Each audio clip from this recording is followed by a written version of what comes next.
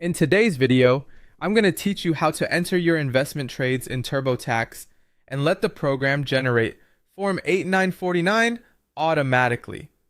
To get started, open Google Chrome and sign in to your tax session. Once you're inside your return, take a moment to make sure you're in the correct tax file before entering anything. This helps keep your information organized and avoids adding investment details to the wrong return. If your browser has multiple tabs open, it can also help to stay focused on just the TurboTax tab while you work through this section. Next, go to the Income and Expenses area of your return. This is where TurboTax gathers the different types of income and financial activity you need to report. From there, find the Investments and Savings section.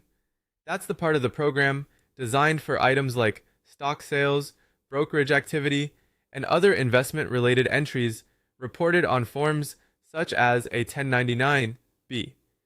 When you enter this area, TurboTax may ask a few setup questions so it can guide you to the right screens. Just follow the prompts carefully and review each page before moving on.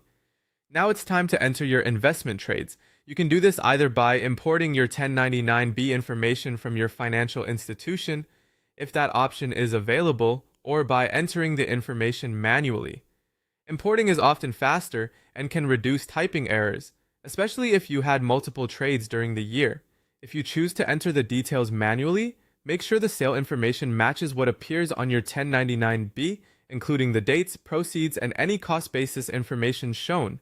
Accuracy matters here because these details are what TurboTax uses to prepare the necessary tax forms. As you complete the 1099-B entry, TurboTax will use that information to automatically generate Form 8949 for you. This is an important form used to report sales and exchanges of capital assets, and the software typically handles the formatting and transfer of data behind the scenes.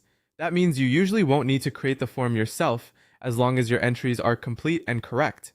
After everything has been added, it's a good idea to review the investment summary screen and confirm that all trades appear as expected.